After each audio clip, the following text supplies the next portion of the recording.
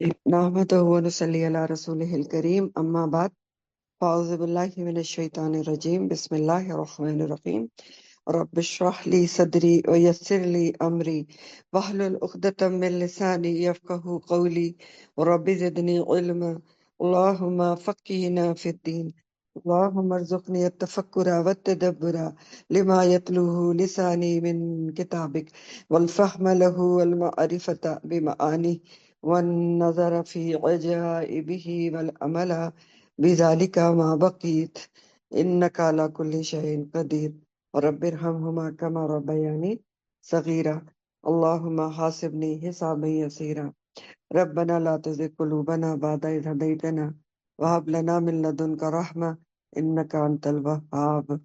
تکبیرات پڑھ لیں ایک دفعہ، ذلج کا آغاز ہو چکا ہے۔ اللہ اکبر، لا الہ الا اللہ، اللہ اکبر، اللہ اکبر وللہ الحمد، اللہ اکبر کبیرہ والحمد للہ کثیرہ وسبحان اللہ بکرۃ و اصیلا۔ آج کی تفسیر آپ کی سورہ النحل آیت نمبر 124 سے ہے۔ النحل آیت نمبر 124۔ انما بے شک، جوئلا بنائے گئے، یا جوئلا کا لفظ جو ہے ماضی مجہول کا صیغہ ہے جالا سے، لیکن یہاں بمانی فرض کے آ رہا ہے کہ فرض کیا گیا تھا یہود کے اوپر، یہود کی بات ہو رہی ہے۔ انما جوئل السبت، فرض کیا گیا تھا سبت، ہفتے کا دن، علی الذین، ان لوگوں پر، اختلفوا، جنہوں نے اختلاف کیا، فی ہی، اس میں، کس میں؟ ہفتے کے دن میں اختلاف کیا۔ وَإِنَّ، اور بے شک، ربک، رب آپ کا، لَيَحْكُمَ، البتہ وہ فیصلہ کرے گا، حکم سے فیصلہ کرے گا، بینہم، ان کے درمیان، یوم القیامہ، قیامت کے دن، فیما، اس بارے میں جو کانو تھے وہ، فی ہی، جس میں، یختلفون، وہ اختلاف کرتے۔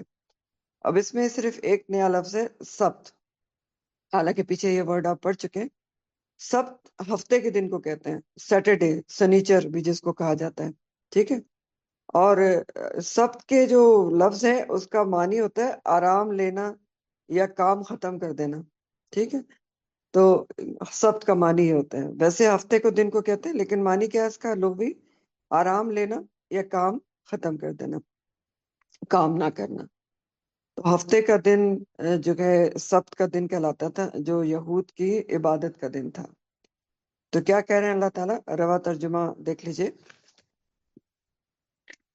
ہفتے کا دن کی تعظیم تو صرف ان لوگوں پر ضروری قرار دی گئی تھی جنہوں نے اس میں اختلاف کیا، اور بے شک آپ کا رب ان کے درمیان قیامت کے دن اس امر کا فیصلہ کرے گا جس میں وہ اختلاف کیا کرتے تھے۔ تو انما جوئل السبت علی الذین للذین اختلفوا فیہ، ہفتے کے دن کی تعظیم یعنی عبادت کا دن جو ہفتے کا رکھا گیا تھا، وہ صرف ان لوگوں پر ضروری قرار دیا گیا تھا جنہوں نے اس میں اختلاف کیا۔ تو کس نے اختلاف کیا؟ کس سے اختلاف کیا؟ کس بارے میں اختلاف کیا؟ یہود نے اختلاف کیا، اور کس سے اختلاف کیا؟ اپنے پیغمبر موسیٰ علیہ السلام سے اختلاف کیا۔ اور کس چیز کے بارے میں اختلاف کیا؟ عبادت کے دن کے بارے میں اختلاف کیا، کہ جو ان کے پیغمبر یا اللہ تعالیٰ نے جو ان کو بتایا تھا۔ تو یہ بات دراصل اس طرح ہے کہ ہفتے کی دن کی تعظیم کا ملت ابراہیمی میں کوئی حکم نہیں تھا، ٹھیک ہے، بلکہ ہر امت کو اللہ تعالیٰ نے جمعے کا دن ہی مقرر کیا تھا کہ جمعے کا دن عبادت کا اور تعظیم کا دن ہے۔ ہر امت کو جمعے کی تعظیم کا حکم ملا تھا۔ تو سیدنا موسیٰ علیہ السلام نے بھی اپنی امت کو، بنی اسرائیل کو، جمعے کی تعظیم کا حکم دیا تھا، لیکن وہ نہ مانے، حسب معمول، جیسے آپ کو بتایا کہ بنی اسرائیل نے ہمیشہ اپنے رسول کو تنگ کیا، ان کی مانی نہیں۔ تو وہ کہنے لگے کہ اللہ نے زمین و آسمان کو 6 دنوں میں بنایا اور 7ویں دن آرام کیا، ہفتے کو آرام کیا، تو ہم بھی ہفتے کے دن چھٹی اور عبادت کریں گے۔ حالانکہ یہ یہود کا یہ جو عقیدہ تھا کہ اللہ تعالیٰ نے 7ویں دن ہفتے کو آرام کیا، یہ سراسر غلط تھا، اور بہت ہی سمجھ لیں ان کی ناسمجھی پر مبنی تھا۔ اللہ تعالیٰ کو آرام کی کہاں ضرورت ہے؟ اور اللہ تعالیٰ تو کہتے بھی ہیں نا کہ دونوں کی جو حفاظت ہے وہ اللہ تعالیٰ کو تکاتی نہیں۔ نہ اس کو نیند آتی نہ اس کو اونگ آتی ہے. تو یہ عقیدہ بھی ان کا غلط تھا، لیکن انہوں نے ضد کی، اور ان کی جو ضد تھی ان کے پیغمبر سے، اس کے نتیجے میں ہفتے کا دن ہی ان کے لیے عبادت کا مقرر کر دیا گیا. لیکن ان کے اوپر اس دن پر بہت سختی کی گئی تھی کہ ہفتے کے دن وہ بالکل کوئی کام کاروبار نہیں کریں گے. جیسے ہمارے جو جمعے کا دن ہے عبادت کا، لیکن ہمارے پر سختی تو نہیں ہے. سورہ جمعہ میں اگر آپ پڑھیں تو اللہ تعالیٰ نے اس میں کیا حکم دیا ہے کہ جب جمعے کی اذان ہو جائے، جمعے کا وقت ہو جائے، تو کاروبار بند کر دو اور نماز کے لیے چلے جاؤ. لیکن جب نماز ختم کر لو تو اس کے بعد فن تشرو، تو پھیل جاؤ زمین میں اور اللہ کا فضل تلاش کرو. یعنی جمعے کی نماز پڑھنے کے بعد آپ اپنا کام کاروبار کر سکتے ہیں.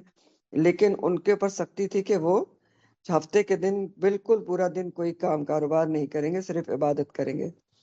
لیکن پھر جس طرح انہوں نے، یہود نے اس کی خلاف ورزی کی سبت کے دن کی، اس کی تفصیلات ہم سورہ البقرہ آیت نمبر 65 اور سورہ الاعراف آیت نمبر 166 میں پڑھ چکے ہیں.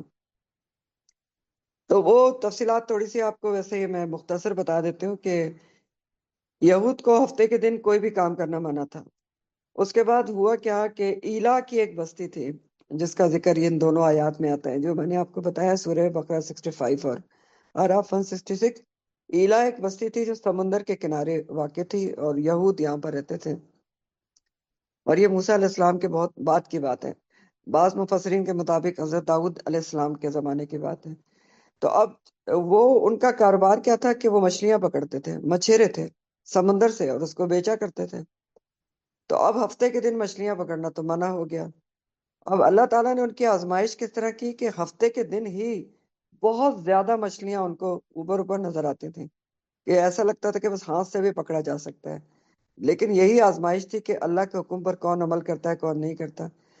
تو وہ بڑے پریشان ہوئے، اور انہوں نے ہیلا سازی کیا کی، بہانہ بازی کیا کی، اللہ کے ساتھ ہیلا کیا کہ وہ جمعے کو صرف جال ڈال دیتے تھے سمندر میں اور اس کو کھینچتے نہیں تھے. ٹھیک ہے، ہفتے کو کھینچتے نہیں تھے، نہ جمعے کو کھینچتے تھے، اتوار کے دن جال کو کھینچ کے نکال لیتے تھے. ایک تو یہ ہیلا سازی کی. دوسری ہیلا سازی کیا کی کہ انہوں نے سمندر کے ساتھ ساتھ، جہاں پر جس ایریا میں مچھلیاں زیادہ آتی تھی اس کے ساتھ ساتھ نالیاں بنا دی. ٹھیک ہے، ساحل کے اوپر. اب کہ مچھلیاں اس میں آ جاتی تھی، ٹریپ ہو جاتی تھی، اور وہ اتوار کے دن پھر ان کو پکڑ لیتے تھے. تو یہ وہ بھول گئے کہ اللہ تعالیٰ کے ساتھ ہیلا سازی نہیں چل سکتی، کیونکہ اللہ تعالیٰ تو دلوں کے حال جانتا ہے. تو سبت کے بارے میں یہود کا پہلا اختلاف تو یہی تھا کہ جمعے کے بجائے انہوں نے ضد کی کہ ہفتے کا دن مقرر کیا.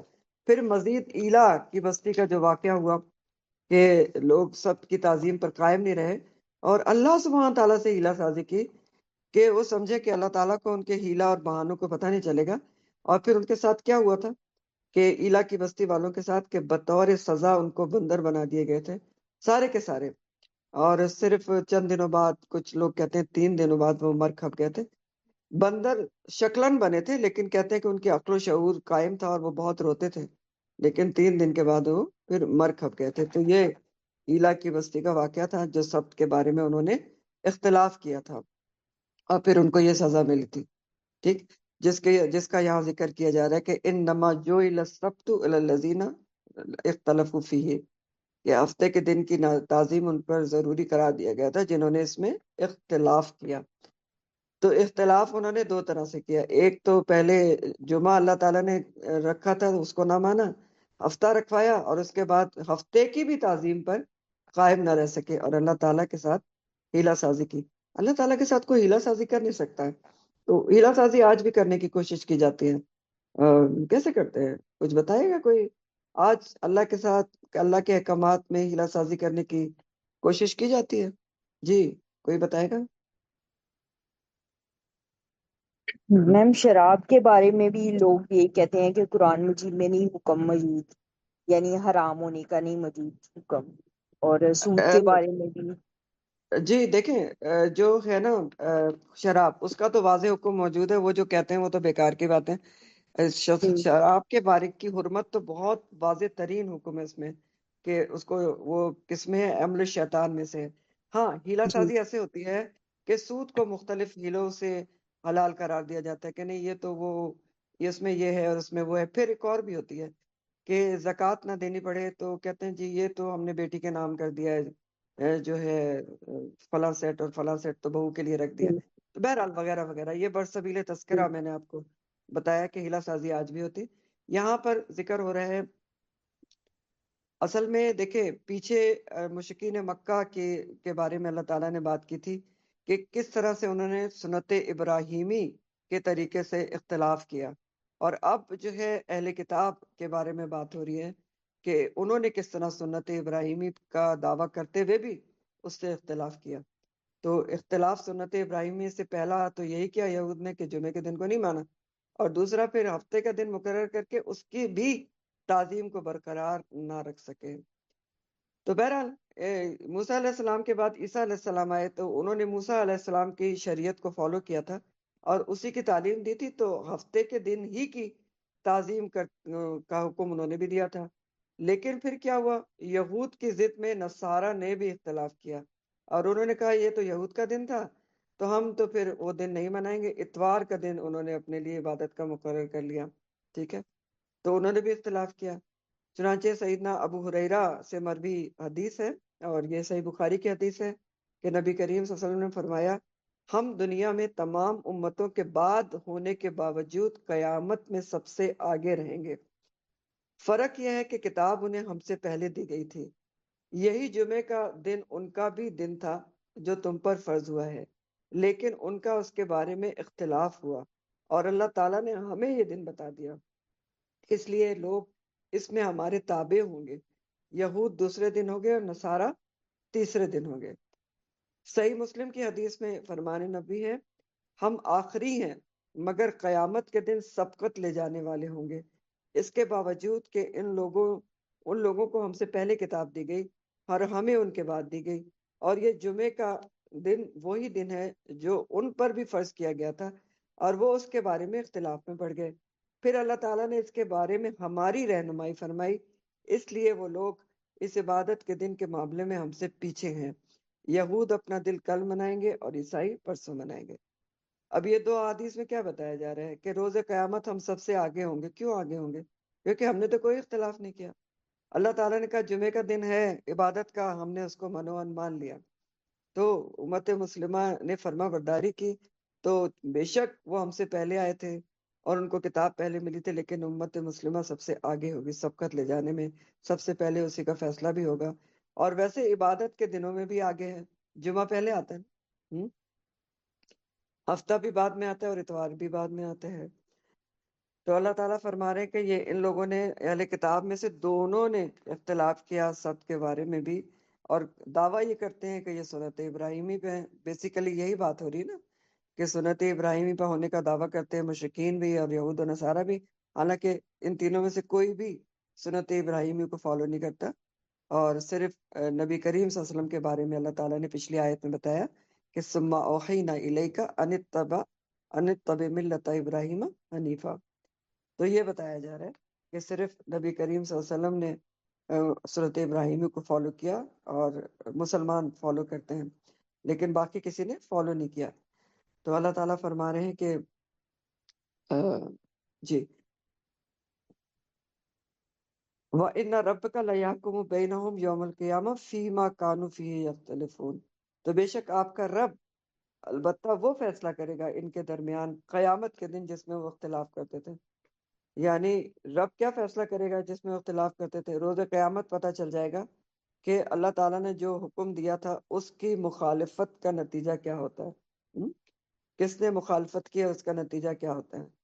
تو مخالفت کس نے کی؟ یہود اور نصارہ نے مخالفت کی، مشرکین نے بھی مخالفت کی.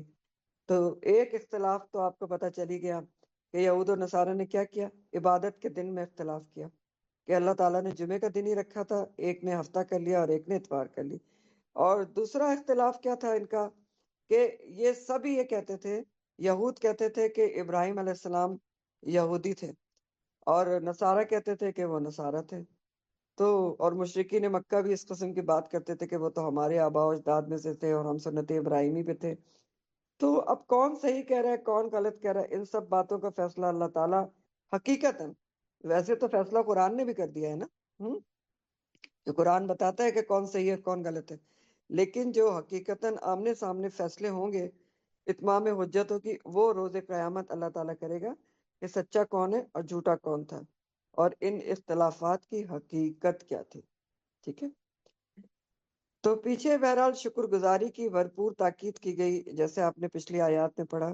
آگے شکر گزاری کے لیے کیا کرنا چاہیے، شکر گزاری کیسے ہوتی ہے، کون سی نعمت کی سب سے زیادہ شکر گزاری ہم پر لازم ہے، اس کے بارے میں بات ہوگی جو اگلی آیت ہے اس کے اندر، کہ اصل نعمت شکر گزاری کیا ہے اور اس کی شکر گزاری کیسے کرنا چاہیے۔ اللہ تعالیٰ فرماتے ہیں ادعو، پکارو، بلاؤ، دعوت دیجئے، امر واحد کا صیغہ ہے۔ کس طرف دعوت دیجئے؟ الا سبیلی، طرف راستے کے، ربک، اپنے رب کے، بالحکمتی، ساتھ حکمت کے، والموعظتی، اور نصیحت کے۔ موعظہ کون سی نصیحت ہوتی ہے؟ موعظہ کا روٹ واو این زوئے ہے، دل میں اترنے والی نصیحت، جو دل نرم کر دے۔ تو رب کی طرف دعوت دیجیے، کس کے ساتھ؟ حکمت کے ساتھ، والموعظۃ الحسنہ، اور نصیحت کے ساتھ جو حسنہ ہو، اچھی نصیحت ہو۔ تیسری ہدایت ہے وجادلہم، اور بحث کیجئے ان سے، جدال کیجئے ان سے۔ جدال کیا ہوتا ہے؟ بحث مباحثے میں ایک دوسرے پر سبقت لے جانے کی کوشش کرنا۔ تو بحث کیجئے ان سے، باللتی، ساتھ اس طریقے کے، ہیا، وہ، آسن، جو بہترین ہو۔ آسن حسن سے اسم تفضیل ہے، بہترین طریقے سے بحث کیجئے۔ ان بے شک، رب کا، آپ کا رب، ہوا وہ، عالم، بہت زیادہ جانتا ہے، پھر اسم تفضیل ہے، خوب جانتا ہے، بیمن، اسے جو دلہ، بھٹک گیا، ان سبیل ہی، اس کے راستے سے، وہ، اور وہ، عالم، خوب جانتا ہے، بالمحتدین، ہدایت یافتہ لوگوں کو۔ محتدین، ہدایت یافتہ ہونے والے، محتدد یا محتدی کی جمع ہے۔ ٹھیک ہے، ترجمہ دیکھیں اس کا رواں، کیا اللہ تعالیٰ فرما رہے ہیں؟ اللہ تعالیٰ فرما رہے ہیں، اے نبی صلی اللہ علیہ وسلم سے خطاب ہے کہ آپ اپنے رب کے راستے کی طرف دعوت دیجئے، حکمت اور اچھے واز کے ساتھ، اور ان سے آسان طریقے سے بحث کیجئے۔ بے شک آپ کا رب ہی اس شخص کو خوب جانتا ہے جو اس کی راہ سے بھٹکا ہوا ہے، اور وہی ہدایت پانے والوں کو بھی خوب جانتا ہے۔ تو پہلی ہدایت کیا ہے کہ اے نبی صلی اللہ علیہ وسلم اپنے رب کے راستے کی طرف حکمت کے ساتھ بلائیے، اور اچھے واز کے ساتھ نصیحت دیجیے، نصیحت کی دعوت دیجیے، اور بحث جب کریں تو آسان طریقے سے کریں۔ تو پیچھے آپ نے دیکھا کہ بہت زیادہ نعمتوں کی شکر گزاری کی بات ہو رہی تھی۔ ساری سورہ نحل جو ہے اس میں آپ نے بنیادی طور پر نوٹ کیا ہوگا، اللہ تعالیٰ کی نعمتوں کی شکر گزاری پر بات ہے، مختلف نعمتوں کا ذکر ہے۔ اور دنیا کی سب سے بڑی نعمت کیا ہے؟ سب سے بڑی نعمت کیا ہے؟ نعمت ہدایت، نعمت اسلام ہے۔ سب سے بڑی نعمت، اور جس کو اللہ تعالیٰ نے خود نعمت سب سے بڑی قرار دیا ہے، اسلام کو۔ جیسے سورہ المائدہ آیت نمبر 3 میں اللہ تعالیٰ فرماتے ہیں، المائدہ 3، الیوم اکملت لکم دینکم واتممت علیکم نعمتی وردیت لکم الاسلام دینا۔ آج میں نے تمہارے لیے تمہارا دین مکمل کر دیا اور تم پر اپنی نعمت پوری کر دی، اور تمہارے لیے اسلام کو دین کے طور پر پسند کر لیا۔ تو اس آیت میں اللہ تعالیٰ نے کس کو نعمت کہا ہے؟ دین اسلام کو نعمت کہا ہے۔ اللہ تعالیٰ نے خود دین اسلام کو سب سے بڑی نعمت قرار دیا ہے، تو ہم پر پھر لازم ہے کہ ہم اس سب سے بڑی نعمت کی شکر گزاری کریں۔ اور اس سب سے بڑی نعمت اسلام کی شکر گزاری کیا ہے؟ کیسے کریں گے ہم شکر گزاری؟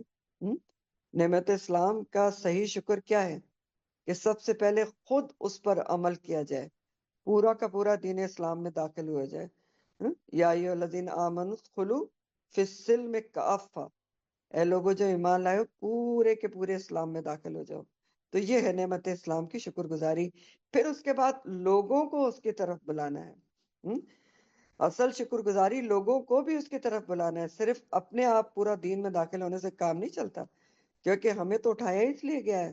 اللہ تعالیٰ نے بہت پہلے سورہ آل عمران میں آپ کو بتا دیا ہے، کنتم خیر امت اخرجت للناس، تم وہ بہترین امت ہو جس کو لوگوں کے لیے پیدا کیا گیا ہے۔ تو اصل شکر گزاری پھر کیا ہے؟ کہ لوگوں کو بلانا ہے، ادعو الی سبیل ربک، لوگوں کو بلائیں رب کے راستے کی طرف۔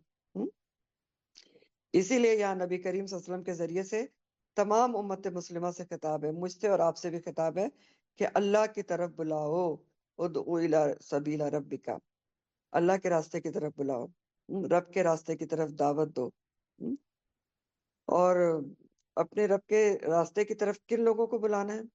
ان لوگوں کو بھی بلانا ہے جو دین سے باہر ہیں، ٹھیک ہے، سبھی لوگوں کو بلانا ہے، یعنی جو ابھی اسلام نہیں لائے تو ان کو بھی بلانا ہے، نان مسلم کو، اور ان کو بھی بلانا ہے دین کی طرف جو زبانی کلامی دین کا دعویٰ کرتے ہیں، جو صرف نسبی اور موروثی طور پر مسلمان ہیں لیکن ان کو دین کے احکامات اور نواحی کے متعلق کچھ نہیں پتا، تو ان سبھی کو دین کی طرف بلانا ہے۔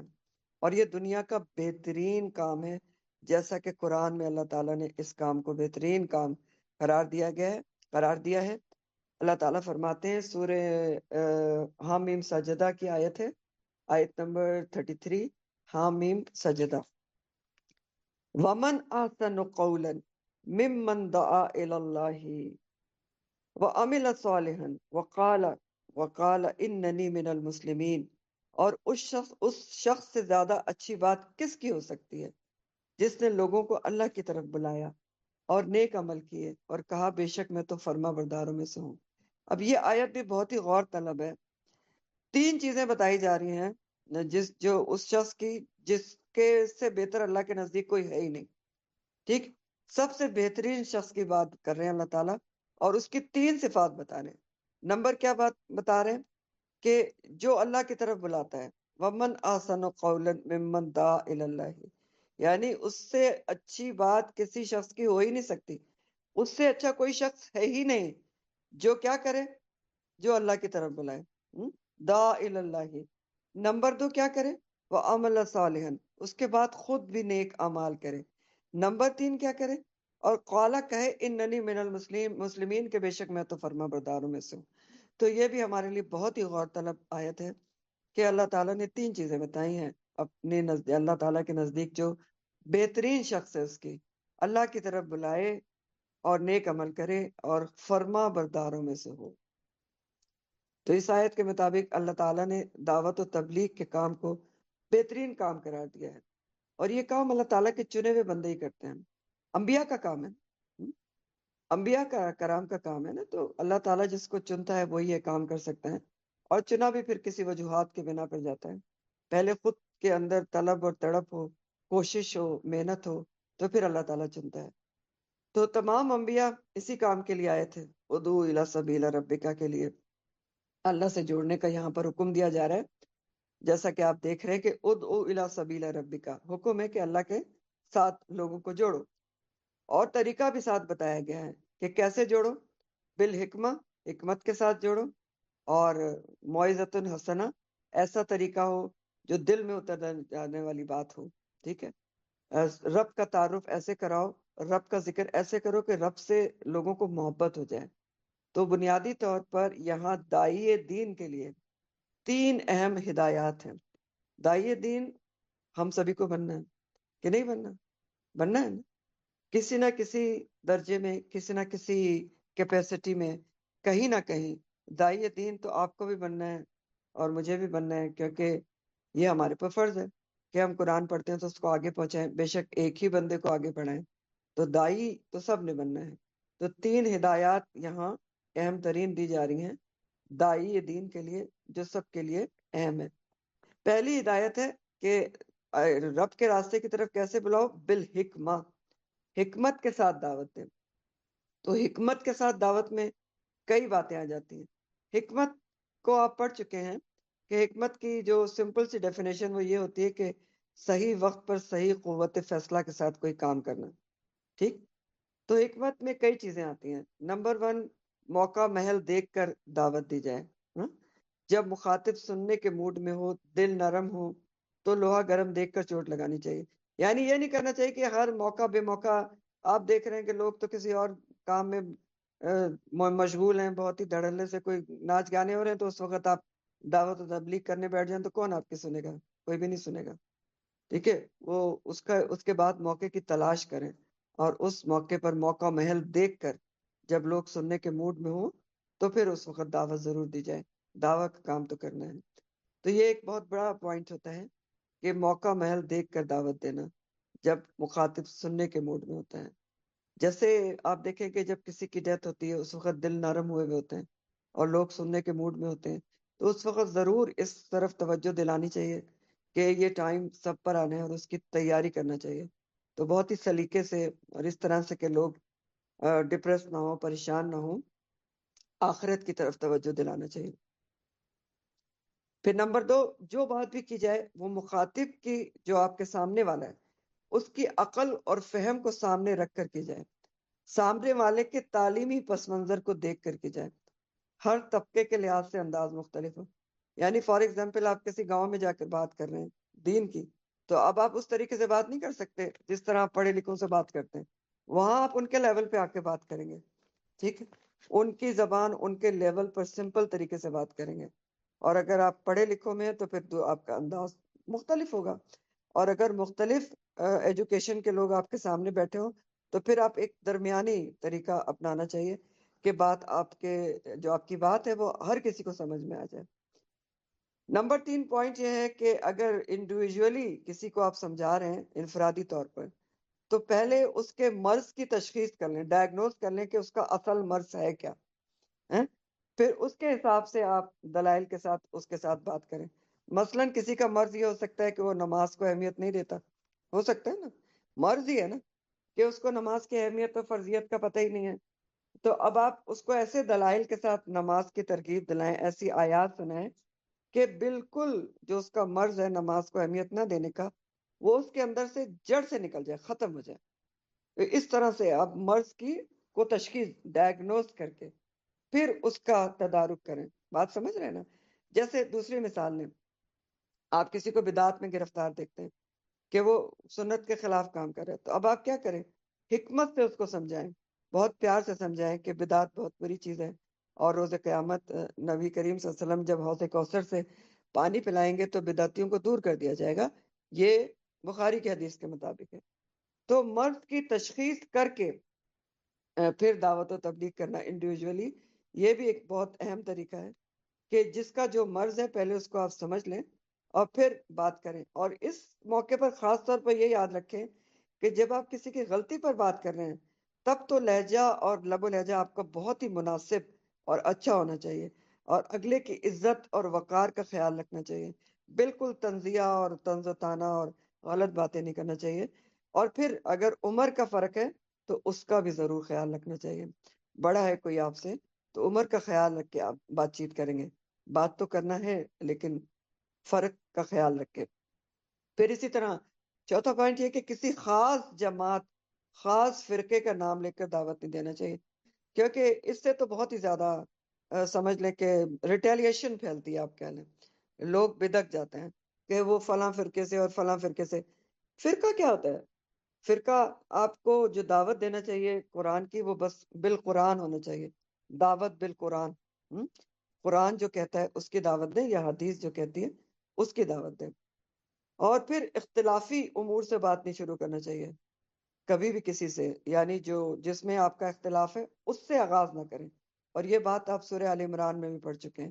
اللہ تعالیٰ نے وہاں بتایا تھا کہ اختلافی امور سے بات نہیں شروع کرنا چاہیے، بلکہ برابر کے لیول سے جو باتیں مشترک ہیں، کامن گراؤنڈ سے بات شروع کرنا چاہیے. پھر جہاں نرمی کی ضرورت ہے وہاں نرمی سے بات کریں، جہاں بہت تھوڑا بہت سختی یا فرم ہونے کی ضرورت ہے دین کے اصولوں پر، تو وہاں تھوڑی بہت فرمنس سے بھی بات کی جا سکتی ہے. تو حکمت میں یہ سبھی باتیں آتی ہیں. حکمت اور حکمت کا مل جانا بہت بڑی نعمت ہے. ہر کسی کو حکمت نہیں آتی، ٹھیک ہے، اور جب حکمت نہیں آتی تو پھر دعوت و تبلیغ کا اثر اس طرح سے نہیں ہوتا جیسا کہ ہونا چاہیے. اور حکمت اللہ کی دین ہے، اور جس کو مل جائے اللہ تعالیٰ کہتے ہیں اس کو بڑی خیر کثیر مل گئی. جیسا کہ اللہ تعالیٰ کا ارشاد ہے کہ اللہ تعالیٰ فرماتے ہیں، سورہ البقرہ کی آیت ہے، آیت نمبر 269 ہے، یؤتی الحکمت من یشاء ومن یؤت الحکمت فقد اوتی خیرا کثیرا وما یذکر الا اولی الالباب. اور اللہ جسے چاہتا ہے حکمت دیتا ہے، اور جس شخص کو حکمت دی گئی تو سمجھ لیں اسے بہت خیر کثیر مل گئی، بھلائی عطا کر دی گئی. اور ان باتوں سے نصیحت تو عقل مند ہی حاصل کرتے ہیں۔ پھر اسی طرح رسول کریم صلی اللہ علیہ وسلم کا ارشاد حدیث ہے بخاری کی کہ رشک صرف دو باتوں میں جائز ہے۔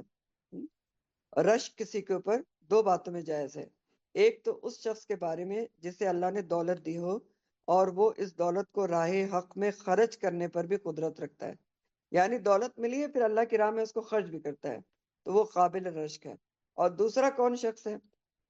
اس شخص کے بارے میں رشک جائز ہے جسے اللہ نے حکمت کی دولت سے نوازا ہے اور وہ اس حکمت کے ذریعے لوگوں کے درمیان فیصلہ کرتا ہے اور اس حکمت کی تعلیم بھی دیتا ہے، یعنی حکمت کے ساتھ لوگوں کو تعلیم دیتا ہے قرآن اور حدیث کی، تو اس پر رشک جائز ہے۔ تو جس کو حکمت آ گئی سمجھ لیں اس کو خیر کثیر آ گئی۔ حکمت اللہ کی خاص عطا ہوتی ہے، ہر کسی کو نہیں ملتی، اور خیر کثیر لاتی ہے کہ انسان کو وہ صلاحیت مل جائے کہ وہ حکمت اور سلیقے کے ساتھ زیادہ سے زیادہ لوگوں کو اللہ سے جوڑ سکے، دین کی طرف بلا سکے۔ تو یہ پہلی ہدایت تھی کہ لوگوں کو اللہ کے راستے کی طرف بلائیں بالحکمہ۔ دوسری ہدایت ہے والموعظۃ الحسنہ، اور اچھے واز کے ساتھ دعوت دینی ہے۔ واز، جو میں نے آپ کو ابھی بتایا کہ موعظہ ایسی بھلائی کی بات کو کہتے ہیں جو دل میں اتر جائے، دل جس سے نرم ہو جائے۔ تو دلائل کے ساتھ دل موہ لینے والی بات کرنی ہے دعوت و تبلیغ میں۔ کیوں؟ کیونکہ دیکھیں کچھ خاص لوگ ہوتے ہیں جو دلائل کو اہمیت دیتے ہیں، ہوتے ہیں نا، یعنی کچھ پڑھے لکھے لوگ ہوتے ہیں جو ان کو اگر آپ کوئی دلیل نہ دینا قرآن اور حدیث سے تو وہ بات کو لیتے نہیں ہیں۔ تو ان کے ساتھ آپ نے کیا کرنا ہے؟ اچھے واز کے ساتھ دعوت دینی ہے اور دلیل کے ساتھ بات کو سمجھانا ہے۔ پھر دوسرے ایک عوام الناس ہوتی ہے جن کو دلیل ولیل نہیں پتا ہوتی، لیکن اگر آپ ان کے ساتھ دل موہ لینے والی بات کریں گے، کوئی ایسی نرم لہجے میں بات کریں گے، اچھے طریقے سے بات کریں گے، دل نشین انداز میں جو بھی کہیں گے تو وہ مان لیں گے آپ کی بات، ان کے دل پر اثر کر جائے گی۔ خیر خواہی اور محبت کے جذبے سے اگر آپ کچھ بھی کہیں گے نا تو وہ آپ کی بات مانیں گے۔ آپ کی بات میں آپ کی خیر خواہی اور تڑپ نظر آنی چاہیے، ٹھیک ہے؟ تو عوام الناس آپ کی بات ضرور مانیں گے۔ پھر عقلی اور نقلی دلائل کے ساتھ بات کرنی چاہیے۔ عقلی دلائل کون سے ہوتے ہیں؟ یعنی جن کو عقل مانتی ہے، اور نقلی مانی لکھے ہوئے دلائل، قرآن کی آیات اور احادیث کے دلیل کے ذریعے دعوت دینا چاہیے جو سب سے زیادہ پر اثر ہوتی ہے۔ آپ قرآن کی آیت بتائیں گے سب سے زیادہ اثر کرے گی، حدیث بتائیں گے بہت زیادہ اثر ہوگا، اور ترغیب و ترہیب بھی کرنا چاہیے، ٹھیک؟ ترغیب و ترہیب کیا ہوتی ہے؟ ترغیب کا لفظ رغبہ سے، رغبت دینا، یعنی رغبت کیا ہے کہ آپ جنت کی چیزیں بتائیں کہ یہ کریں گے تو اتنی زبردست جنت ہے، اس میں یہ ملے گا اور یہ ملے گا، اتنا ریوارڈ ہے صبر کا وغیرہ وغیرہ۔ اور ترہیب کا لفظ رہبہ سے ہے، یعنی ڈراوا۔ تو دونوں چیزیں ساتھ ساتھ ہیں، ڈراوا بھی تھوڑا تھوڑا ضروری ہے کہ انسان بالکل ہی گناہوں پہ دلیر نہ ہو جائے، اور ترغیب بھی ضروری ہے تاکہ انسان مایوس بھی نہ ہو جائے۔ اور الفاظ بھاری بھرکم نہ ہو، مشکل الفاظ نہ استعمال کریں، کیونکہ ہمارا مقصد سامنے والے پر کوئی اپنی قابلیت اور علمیت جمانا تو نہیں ہوتا۔ آسان الفاظ بتائیں، چاہے آپ کو مشکل الفاظ آتے بھی ہوں تب بھی آسان الفاظ بتائیں تاکہ ہر کسی کو سمجھ میں آئے۔ آسان الفاظ ہوں کہ اس کو واقعی سامنے والے کو محسوس ہو کہ آپ اس کے خیر خواہ اور ہمدرد ہیں، اس لیے آپ اتنے آسان الفاظ میں بات کو سمجھا رہے ہیں۔ جیسے میں نے فار ایگزامپل ابھی ترغیب و ترہیب کو آپ کو ایکسپلین کیا، ٹھیک ہے، اور آپ کو بتایا کیوں؟ کیونکہ آپ پڑھ رہے ہیں تو آپ کو ترغیب و ترہیب کے معنی آنا چاہیے، لیکن آپ کو میں نے بتایا کہ ترغیب و ترہیب کے کیا معنی ہوتے ہیں، آسان الفاظ میں بتایا۔ تو مسئلہ یہ نہیں ہوتا کہ دعوت و تبلیغ میں اپنی قابلیت جماؤں، آپ اپنی قابلیت جمائیں کہ میں بہت قابل ہوں اور مجھے بڑے مشکل الفاظ آتے ہیں، نہیں۔ ایم کیا ہے؟ ایم از دیٹ کہ ہر کسی کو آپ کی بات سمجھ میں آ جائے، آسان الفاظ ہوں، ہاں؟ اور دوسرے کو جذبات کے ابھارنے کے حساب سے بات کرنی چاہیے کہ ایسے طریقے سے آپ بات کریں کہ اگلا فوراً تیار ہو جائے عمل کرنے کے لیے۔ تقویٰ کی آپ بات کر رہے ہیں تو تقویٰ کے جذبات ایسے ابھاریں، متقین کے متعلق ایسی باتیں بتائیں کہ سامنے والا متقی بننے کے لیے فوراً تیار ہو جائے۔ جیسے ہم پڑھتے ہیں نا کہ ان اللہ یحب المتقین، اس سے بڑی موٹیویشن کیا ہو سکتی ہے کہ اللہ تعالیٰ متقین سے محبت کرتا ہے۔ اللہ کی محبت کس کو نہیں چاہیے؟ بتائیں، کوئی ہے جس کو اللہ کی محبت نہیں چاہیے؟ تو پھر اگر یہ آپ بتائیں گے کہ اللہ تعالیٰ متقین سے محبت کرتا ہے، آپ حدیث بتائیں گے کہ اللہ تعالیٰ جب کسی سے محبت کرتے ہیں تو جبرائیل علیہ السلام کو بلاتے ہیں اور کہتے ہیں کہ جبرائیل میں فلاں شخص سے محبت کرتا ہوں، تم بھی کرو۔ پھر جبرائیل علیہ السلام پورے آسمان میں منادی کرتے ہیں کہ دیکھو اللہ تعالیٰ اس شخص سے محبت کرتے ہیں، تم بھی کرو۔ پھر اس کی محبت زمین والوں میں بھی اتار دی جاتی ہے۔ تو یہ باتیں ہوتی ہیں بتانے کی کہ انسان فوراً متقی بننے پہ تیار ہو جائے۔ پھر تیسری ہدایت ہے وَجَادِلْهُمْ بِالَّتِي هِيَ أَحْسَنُ، اور ایسے طریقے سے بحث مباحثہ کریں جو آسن ہو۔ یعنی کبھی بحث اور مباحثہ اور مناظرہ کرنے کی بھی ضرورت پیش آ سکتی ہے، کیونکہ بہت سارے لوگ ایسے نہیں مانتے۔ تو پھر جب بحث مباحثہ کی بھی ضرورت ہو تو کیا جا سکتا ہے، لیکن بحث مباحثہ بھی کیسے ہو؟ آسن طریقے سے۔ اور آسن کام کی دو شرائط ہوتی ہیں۔ نمبر 1، خالص نیت اللہ کے لیے کیا جائے، یعنی اگر آپ دین کے معاملے میں دعوت تبلیغ کے لیے بحث و مباحثہ کر رہے ہیں تو نیت کس کے لیے؟ صرف اللہ کے لیے، دین کے لیے۔ نمبر 2، طریقہ سنت رسول کا ہونا چاہیے، یعنی بحث مباحثہ ایک تو اپنی ذات کے لیے نہیں کرنا، اپنے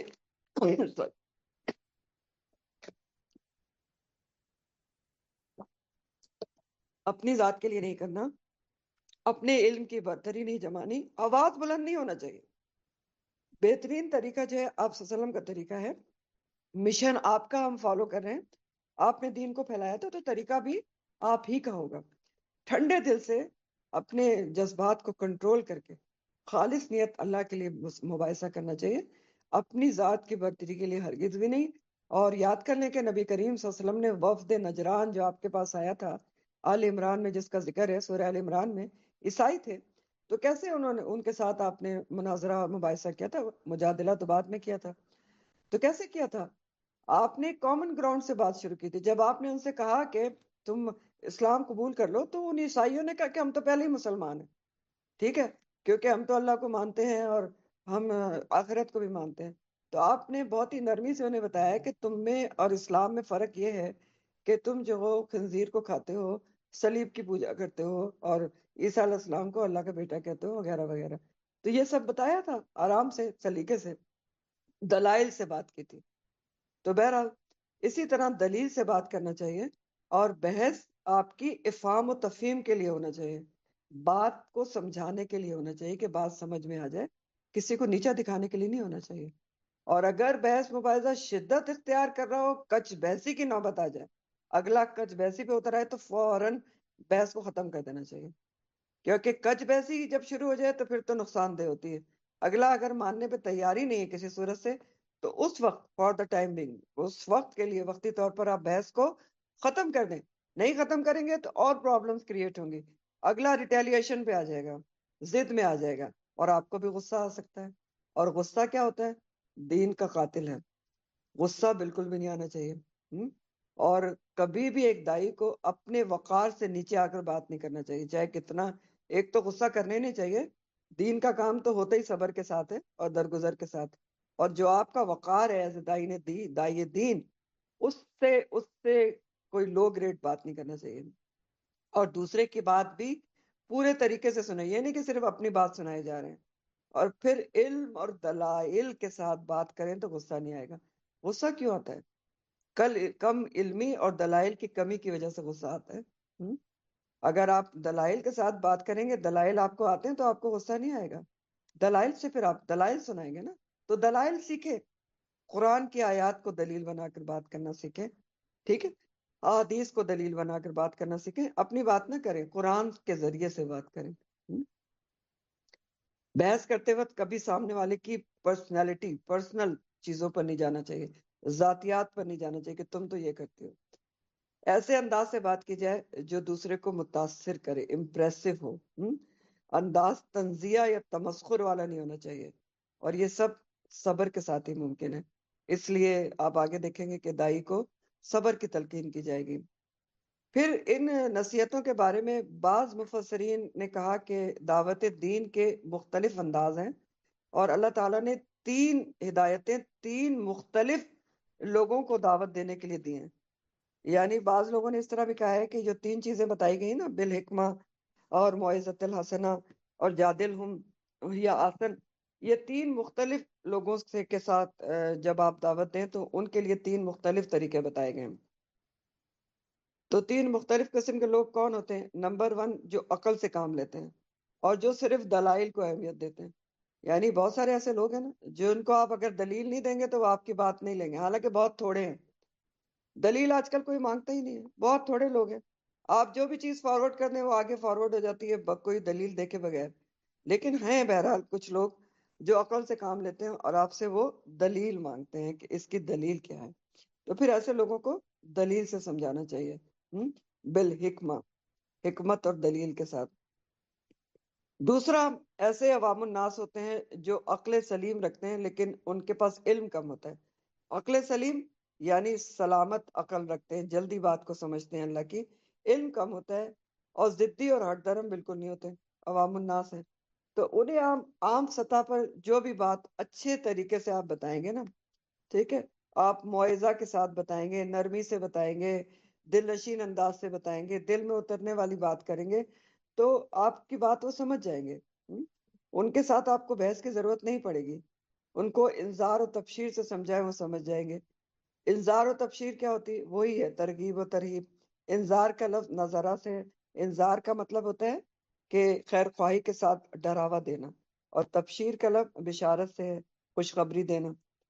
تو عام عوام الناس جو صحیح عقل رکھنے والے، عقل سلیم رکھنے والے ہیں، بات کو سمجھنے والے ہیں، ضدی ہٹ درم نہیں ہے، بے شک کم علم ہے، تو آپ ان کو اگر یہ معزت الحسنہ کے ساتھ سمجھائیں گے، اچھی نصیحت کریں گے، دل میں اترنے والی، وہ آپ کی بات سمجھ جائیں گے۔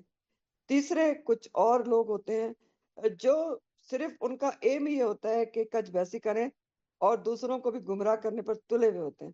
یعنی آپ ان سے جب دین کی بات کریں گے وہ لازمی آرگیو کریں گے آپ سے، اور چاہے کچھ بھی نہیں آتا ہو تو آرگیومنٹس اور بحث مباحثہ کریں گے۔ تو ایسے لوگ آسانی سے نہیں مانتے۔ تو ایسے لوگوں کے ساتھ پھر آپ کو کیا کرنا پڑے گا؟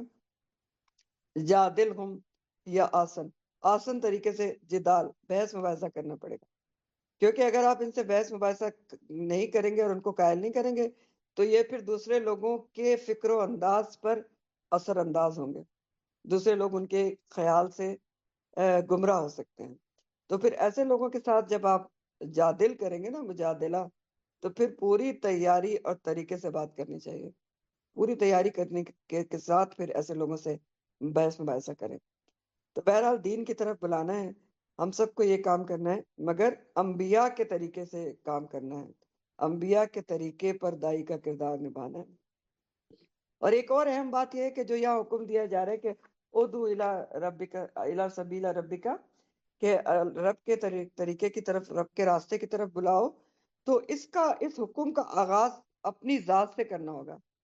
سب سے پہلے تو اپنی اصلاح کریں نا، اپنے آپ کو بلائیں اللہ کے راستے کی طرف، اپنی ذات کو بلانا ہے سب سے پہلے اللہ کے راستے کی طرف۔ اگر کسی نے جہاد باللسان کرنے کی نیت کی ہے کہ میں زبان سے جہاد کروں گی اور لوگوں کو اللہ کی طرف بلاؤں گی، تو اس کے لیے کیا ضروری ہے کہ سب سے پہلے آپ اپنی زبان کی اصلاح کریں۔ آپ جو دائی کی زبان ہے اس کو طنز و تان اور غیبت اور جھوٹ اور گالم گلوش اور بد کلامی، ان سب سے محفوظ رکھنا ہے۔ تو پہلے اپنی زبان کو ان سب چیزوں سے پاک کریں، اور آپ یقین کریں کہ جب دائی قرآن کی طرف آتا ہے تو خود بخود اس کی زبان ان سب چیزوں سے رکتی ہے، کہ وہ اس کے دل میں خیال آتا ہے کہ میں قرآن پڑھاتی ہوں تو میں ایسی بات کیسے کر سکتی ہوں۔ تو ادعو الی سبیل ربک کا آغاز اپنی ذات سے ہوگا۔ پہلے اپنی ذات، اپنی زبان کو محفوظ کریں، پھر اپنے کردار کو ایسا بنائیں کہ آپ کا کردار ادعو الی سبیل ربک والا ہو، کہ آپ اللہ کے راستے کی طرف بلانے والے ہیں۔ کردار آپ کا ایسا ہونا چاہیے، اخلاق ایسا ہونا چاہیے کہ آپ کے اخلاق و کردار سے خاموش تبلیغ ہو، آپ کا اخلاق اور کردار لوگوں کے لیے خاموشی سے تبلیغ کرے، خاموش مبلغ ہو۔ آپ کا اخلاق اور کردار بہت کاؤنٹ کرتا ہے اس میں۔ تو پھر اللہ تعالیٰ فرماتے ہیں ان ربک هو اعلم بمن ضل عن سبیلہ وهو اعلم بالمہتدین، بے شک آپ کا رب ہی اس شخص کو بھی خوب جانتا ہے جو اس کی راہ سے بھٹکا ہے، اور وہی ہدایت پانے والوں کو بھی خوب جانتا ہے۔ تو یہ کیوں کہا گیا ہے؟ اس لیے کہا گیا ہے کہ دعوت و تبلیغ اللہ اور رسول کے طریقے سے کرتے رہنا ہے، آپ کرتے رہیں، اور اس بات کی فکر نہیں کریں کہ کون آپ کی بات مان رہا ہے کون نہیں مان رہا ہے، کون آپ کی دعوت و تبلیغ سے متاثر ہو کے اپنے طریقے بدل رہا ہے کون نہیں بدل رہا ہے۔ آپ کا کام کیا ہے؟ الا البلاغ المبین ہے۔ باقی کون ماننا ہے کون نہیں ماننا یہ اللہ تعالیٰ بہتر جانتا ہے۔ اللہ تعالیٰ کو پتا ہے کہ کون راہ راست پر آنا چاہتا ہے کون نہیں آنا چاہتا، وہ دیکھ رہا ہے نا، یہ اس کا مسئلہ ہے کہ وہ پھر اسی طریقے سے اس شخص سے نپٹے گا۔ آپ کا کام کیا ہے؟ آپ اللہ کی طرف بلائیں، ادعو الی سبیل ربک، اس طریقے سے۔ تو بہت اہم ترین آیت تھی اس لحاظ سے کہ داعی دین تو ہم سبھی نے بننا ہے، تو اس کو اس ہدایات پر لازمی طور پر عمل کرنا ہے۔ پھر اللہ تعالیٰ فرماتے ہیں وَإِنْ عَاقَبْتُمْ، اور اگر بدلہ لو تم، فَعَاقِبُوا، تو بدلہ لو، بِمِثْلِ، مانند ما اس کے جو عُوقِبْتُم، تکلیف دیے گئے تم، بہی، جس کے ساتھ، وَلَئِنْ، اور البتہ اگر، صبر تم، صبر کرو تم، لَہُوَ، تو البتہ وہ، خیرٌ، بہتر ہے، لِلصَّابِرِین، صبر کرنے والوں کے لیے۔ الفاظ دیکھیں، اس میں پہلے دو الفاظ ہیں عاقبتم اور فعاقبو، اور تیسرا ہے عوقبتم۔ روٹ تینوں کا ایک ہی ہے، عین قاف پہ۔ فرق کیا ہے نوٹ کریں، عاقبتم اور فعاقبو میں روٹ کے بیچ میں الف آ رہا ہے، ٹھیک ہے، اور عوقبتم میں بیچ میں الف نہیں ہے۔ تو اب میں اس الفاظ کے آپ کو معنی بتاتا ہوں۔ جو دو الفاظ ہیں نا، عاقبتم فعاقبو، تینوں الفاظ ہی عقب سے ہیں، اور عقب ایڑی کو کہتے ہیں، ٹھیک ہے، پیچھے جو ہوتی ہے، یعنی عقبہ کے معنی پیچھے ہوتے ہیں، بنیادی طور پر ہوتے ہیں پیچھے ہونا۔ تو عاقبہ کا جو لفظ ہے نا، عین الف، اور جو بیچ میں عین کے بعد الف آ رہا ہے، عاقبہ، جس سے دو الفاظ ہیں عاقبتم فعاقبو۔ تو عاقبہ کا معنی ہوتا ہے کسی کے پیچھے لگ کر اس کے کیے کا بدلہ لینا۔ عاقبہ جس سے دو الفاظ ہیں عاقبتم فعاقبو، کسی کے پیچھے لگ کر اس کے کیے کا بدلہ لینا۔ اچھا، ایک لفظ ہوتا ہے عقاب، آپ نے پڑھا ہے کہ ان اللہ شدید العقاب، کہ اللہ تعالیٰ شدید سزا دینے والا ہے۔ تو عقاب کے معنی کیا ہوتے ہیں؟ عقاب کے معنی ہوتے ہیں کسی جرم کے پیچھے آنے والی سزا، عذاب یا تکلیف، ٹھیک۔ تو جو تیسرا لفظ ہے نا عوقبتم، وہ عقاب سے ہے، یعنی تکلیف کے معنی میں ہے، ٹھیک ہو گیا۔ اب آپ دیکھیں وَإِنْ عَاقَبْتُمْ، اگر بدلہ لو تم، اور بیسیکلی ماضی کا صیغہ ہے، بدلہ لیا تم نے۔ فَعَاقِبُوا، امر کا صیغہ ہے، تو بدلہ لو کتنا؟ بِمِثْل، اس کے، ما جو، عُوقِبْتُم، تکلیف دیے گئے ہو تم، جس کے ساتھ۔ اب امید ہے آپ کو الفاظ سمجھ میں آگے ہوں گے، تو میں آپ کو رواں ترجمہ بتاتی ہوں۔ فرمایا جا رہا ہے اگر تم بدلہ لو کسی سے تو اتنا ہی بدلہ لو جتنی تمہیں تکلیف دی گئی ہے، اور اگر تم صبر کر لو تو وہ صبر کرنے والوں کے لیے بہت بہتر ہے۔ تو اگر تم بدلہ لو تو اتنا ہی بدلہ لو جتنی تمہیں تکلیف دی گئی ہے، یعنی پہلے ہدایت کی گئی تھی کہ اللہ کے راستے کی طرف بلاؤ اور خود بھی چلو۔ تو اگر اللہ کے راستے میں چلتے ہوئے دعوت و تبلیغ کے درمیان سختیاں آتی ہیں، کوئی اذیت ملتی ہے، آپ کو کوئی تکلیف دیتا ہے، تو جتنی تکلیف پہنچائی گئی ہے اتنا ہی بدلہ لے سکتے ہیں۔ ہاں، فَعَاقِبُوا بِمِثْلِ، اسی کے مثل، ما عُوقِبْتُم، جتنی تکلیف دیے گئے تم۔ لیکن یہ بالکل اتنا ہی بدلہ لینا کوئی آسان کام نہیں ہے کہ جتنی آپ کو اذیت دی گئی آپ اتنا ہی بدلہ لیں۔ کیوں آسان نہیں ہے؟ کیونکہ اگر آپ نے تھوڑا بھی زیادہ بدلہ لے لیا تو آپ ظالموں میں شمار ہو جائیں گے، کیونکہ آپ نے زیادہ بدلہ لے لیا۔ اور یہ مضمون آپ پیچھے بھی قرآن میں پڑھ چکے ہیں، سورہ، اس میں 6 پارے میں بھی آیا تھا کہ جتنا ظلم ہوا اتنا بدلہ لیا جا سکتا ہے، لیکن اگر جتنا تکلیف دی گئی اس سے زیادہ لے لیا تب آپ مشکل میں پھنس جائیں گے، کیونکہ آپ ظالم ہو جائیں گے، آپ اس کا حق تلفی کر دیں گے۔ اسی لیے اگلی ہدایت کی گئی ہے وَلَئِن صَبَرْتُمْ لَهُوَ خَيْرٌ لِلصَّابِرِينَ، البتہ اگر تم نے صبر کر لیا، برداشت کر گئے، بدلہ نہیں لیا، تو یہ زیادہ بہتر ہے، اللہ کے پاس صبر کا بہت اجر ہے۔ تو خاص طور پر دین کی دعوت و تبلیغ میں درگزر اور صبر بہت اہم چیزیں ہیں، لیکن یاد رکھیں اس آیت کا حکم عام ہے۔ عام حکم کیسے ہے؟ کہ انسان کی فطرت کی کمزوری کی وجہ سے بدلہ لینا جائز رکھا گیا ہے، ہاں؟ کہ جتنی آپ کو تکلیف پہنچائی گئی اتنا آپ بدلہ لے سکتے ہیں، لیکن یہ بہت بڑی بات جو نوٹ کرنے کی ہے کہ فَعَاقِبُوا بِمِثْلَ مَا عُوقِبْتُمْ بِهِ، آپ نے کتنا بدلہ لینا ہے؟ اذیت کے بقدر آپ کو بدلہ لینا ہے، جتنی اذیت دی گئی۔ اگزامپل میں آپ کو بتاتا ہوں، کوئی آپ کو زبان سے برا بھلا کہتا ہے تو آپ اس کو زبان سے ہی برا بھلا کہہ سکتے ہیں، اتنا ہی جتنا اس نے کہا ہے۔ اگر کہیں آپ نے ہاتھ اٹھا دیا تو آپ ظالموں میں سے ہو جائیں گے، الٹا مشکل میں پھنس جائیں گے، ٹھیک ہے؟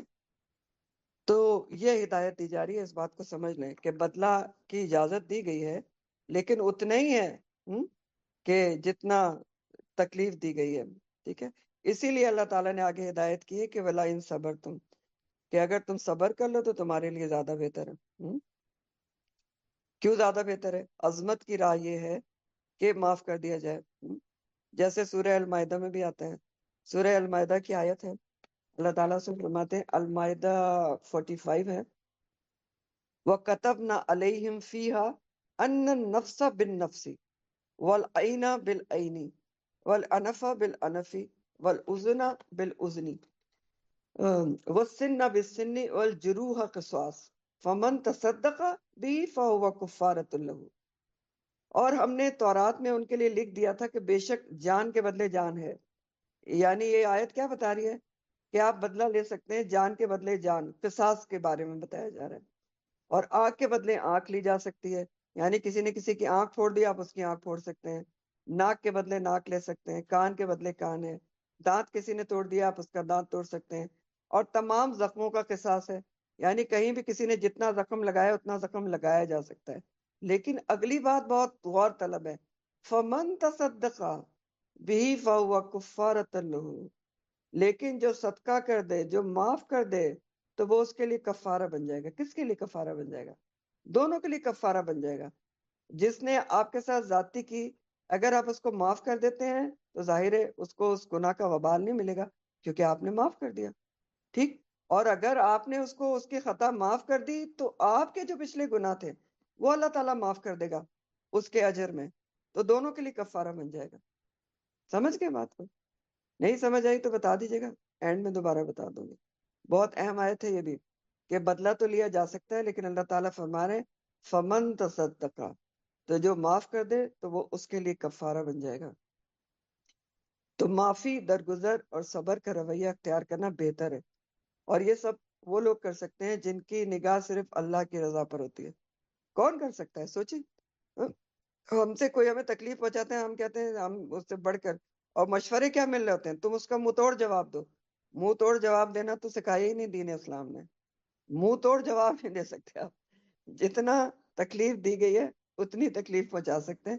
یہ آیت میں نے آپ کو سنا دی ہے، کان کے بدلے کان اور آنکھ کے بدلے آنکھ ہے، اور زخموں کا قصاص، جتنا زخم لگایا ہے اتنا زخم لگایا جا سکتا ہے۔ اگر زیادہ لگا دیا تو پھر تو آپ ظالم ہو گئے۔ تو معاف کون کر سکتا ہے؟ فمن تصدقہ، یا یہاں بھی کہا گیا والا ان صبر تم لو خیر للصابرین، وہی کر سکتا ہے جس کو صبر کا اجر پتہ ہے، وہی کر سکتا ہے جس کی نظر اللہ کی رضا پر ہوتی ہے، کہ اللہ نے کیا حکم دیا ہے۔ ان دونوں جو ریفرنس کی آیت ہے اور جو اوریجنل آیت ہے، کہ اگر صبر کر لو، معاف کر دو، تو تمہارے لیے زیادہ بہتر ہے، بہت اجر ہے۔ اسی لیے آگے بھی اللہ تعالیٰ صبر کی ہدایت کر رہے ہیں، وَاصْبِرْ، اور صبر کیجئے، امر واحد کا صیغہ ہے۔ وما صبر کا، اور نہیں صبر آپ کا، الا باللہ، مگر اللہ کی توفیق کے ساتھ۔ ولا تحزن، اور نہ آپ غم کیجئے، حزن سے ہے، نہ نبی کریم صلی اللہ علیہ وسلم سے خطاب ہے، صبر کیجئے، اور آپ کا صبر بھی اللہ ہی کی توفیق سے ہوگا۔ اور ولا تحزن، غم بھی نہ کیجئے، علیہم، ان کے اوپر جو آپ کو تکلیفیں پہنچا رہے ہیں۔ ولا، اور نہ تکو، آپ ہوں، فی دیغن، تنگی اور گھٹن میں، مما، اس سے جو یمکرون، وہ چالیں چل رہے ہیں۔ تکو اصل میں تکن تھا، نہ تم ہو، ٹھیک ہے، کانا یکونو اور کن سے نون اس کا گر گیا۔ دیغن کا لفظ آپ بہت دفعہ پڑھ چکے ہیں، یہ زمین کی تنگی کے لیے بھی آتا ہے اور سینے کی تنگی اور گھٹن کے لیے بھی آتا ہے، جیسا کہ یہاں پر آ رہا ہے۔ یمکرون مکر سے ہے، خفیہ چال چلنا، وہ چالیں چلنے ہیں۔ تو ترجمہ دیکھیں اس کا، اللہ تعالیٰ کیا فرما رہے ہیں، اور اے نبی صلی اللہ علیہ وسلم آپ صبر کریں، اور آپ کا صبر کرنا بھی اللہ ہی کی توفیق سے ہے، اور ان کفار پر غم نہ کھائیں، اور نہ آپ ان پر تنگی پر مبتلا ہوں، تو جو وہ سازشیں یا مکر کرتے ہیں۔ تو آپ صبر کریں، اور صبر بھی اللہ ہی کی توفیق سے ہے۔ یہ سورہ النحل کا آخری حکم ہے جو ہم سب کے لیے بہت امپورٹنٹ ہے۔ نبی کریم صلی اللہ علیہ وسلم کے ذریعے سے امت کو حکم دیا جا رہا ہے کہ صبر کریں، صبر کریں۔ آپ کے ساتھ جو بھی زیادتیاں سختیاں ہو رہی ہیں ان پر صبر کیجئے، اور یہ یاد رکھیں کہ آپ کا صبر بھی اللہ ہی کی توفیق سے ہے، ٹھیک ہے؟ صبر بھی اللہ کی توفیق سے ہوتا ہے۔ سورہ نحل کا آخری حکم ہے، یاد رکھیں، بہت امپورٹنٹ حکم ہے کہ صبر کریں، اور صبر بھی کس طرح سے ہے؟ ہر کسی کو صبر کی توفیق بھی نہیں ہوتی، صبر کی توفیق بھی اللہ کے اذن سے اور اللہ کی توفیق سے ہوتی ہے، کیونکہ دیکھیں اللہ ہی کی توفیق سے ہوتی ہے، کیونکہ کسی کی اذیت پر صبر کرنا، برداشت سے کام لینا آسان کام تو نہیں ہے نا، کیونکہ اللہ تعالیٰ قرآن میں ہی کہتے ہیں کہ صبر جو ہے وہ عزم الامور میں سے ہے، بہت عزم کا کام ہے، بہت عزم کا کام ہے، تو آسان تو نہیں ہے۔ تو کون صبر کر پاتا ہے کسی کی اذیت پر؟ جس کو اللہ توفیق دے دیتا ہے، اور توفیق کس کو دیتا ہے؟ ہاں؟ جو خوش نصیب ہوتے ہیں اور جو اللہ تعالیٰ سے صبر مانگتے ہیں۔ اس طرح کی بات سورہ حامیم سجدہ میں بھی آتی ہے، اور حامیم سجدہ کی آیت نمبر 35 ہے۔ اللہ تعالیٰ فرماتے وما يلقاها الا الذين صبروا وما يلقاها الا ذو حظ عظیم، اور یہ خصلت یعنی صبر کرنے کی خصلت انہی لوگوں کو نصیب ہوتی ہے جو صبر کرتے ہیں، یعنی صبر کرنا چاہتے ہیں، اور یہ صبر کی خصلت انہی کو نصیب ہوتی ہے جو بڑے نصیبے والے ہیں، ذو حظ عظیم ہے۔ تو نصیبے والے کیوں ہوتے ہیں صبر کرنے والے؟ صبر کرنے والے نصیبے والے کیوں ہوتے ہیں؟ کیونکہ قرآن کہتا ہے کہ انما یوفی الصابرون اجرہم بغیر حساب، سورہ زمر کی آیت ہے۔ اللہ تعالیٰ فرماتے ہیں کہ صابروں کو ان کا صبر بغیر حساب دیا جائے گا، حساب ہی کوئی نہیں ہے اس کا۔ تو پھر صبر کون کرتے ہیں؟ ذو حظ عظیم، جو بہت ہی نصیبے والے ہوتے ہیں، نصیبے والے خوش نصیب لوگ۔ جو صبر کرنا چاہتا ہے اس کو صبر کی توفیق مل جاتی ہے، جو خوش نصیب ہوتا ہے اس کو صبر کی توفیق مل جاتی ہے۔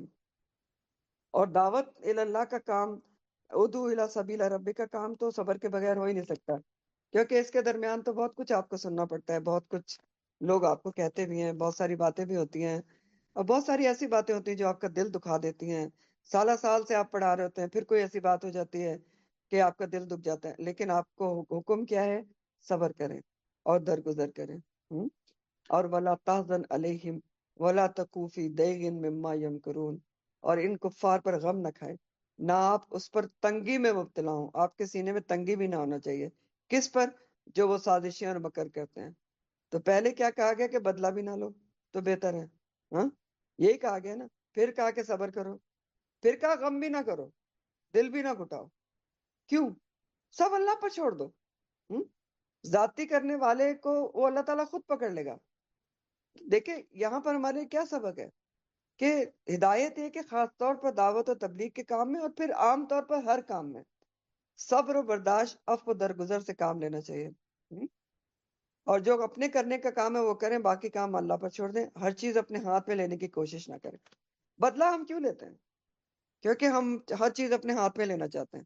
اچھا مجھے یہ کہہ دیا، مجھے کیا سمجھا اس نے، میں ایسی سناؤں گی، ایسا کروں گی کہ یاد رکھے گی۔ تو کیوں؟ آپ کو وہ حدیث پتہ ہے، ابھی میرے سامنے نہیں ہے، لیکن ایک دفعہ حضرت ابو بکر صدیق رضی اللہ تعالیٰ عنہ کو ایک شخص بہت کچھ برا بھلا کہہ رہا تھا، اور وہ خاموش سن رہے تھے، اور نبی کریم صلی اللہ علیہ وسلم پاس بیٹھے مسکرا رہے تھے۔ جب اس نے بہت زیادہ برا بھلا کہا تو حضرت ابو بکر صدیق نے جواب دے دیا، تو نبی کریم صلی اللہ علیہ وسلم کے چہرے کا رنگ بدل گیا۔ تو حضرت ابو بکر صدیق رضی اللہ تعالیٰ عنہ نے پوچھا کہ یا نبی صلی اللہ علیہ وآلہ وسلم، پہلے میں خاموش بیٹھا تھا تو آپ مسکرا رہے تھے، اور اب میں نے تھوڑا سا جواب دے دیا تو آپ کے چہرے کا رنگ بدل گیا، تو وجہ بتائیں۔ آپ نے کہا جب تم خاموشی سے سن رہے تھے تو ایک فرشتہ تمہاری طرف سے جواب دے رہا تھا، اور جب تم نے خود جواب دے دیا تو فرشتہ وہاں سے چلا گیا۔ تو پتہ نہیں ہم سارے کام اپنے ہاتھ میں کیوں لیتے ہیں؟ اللہ کے اوپر بھی کچھ چھوڑے نا، کہ اللہ تعالیٰ خود ہی نپٹے گا۔ یہی اللہ تعالیٰ یہاں پر سمجھا بھی رہے ہیں کہ وَلَا تَحْزَنْ عَلَيْهِمْ وَلَا تَكُ فِي ضَيْقٍ مِّمَّا يَمْكُرُونَ۔ پھر اللہ تعالیٰ بہت ہی زبردست بات کر رہے ہیں، ہم سبھی کے لیے بہت عمدہ ترین بات ہے. ان اللہ، بے شک اللہ تعالیٰ، معا، ساتھ ہے. اللہ تعالیٰ ساتھ ہے. بہت ہی غور طلب بات ہے. کس کے؟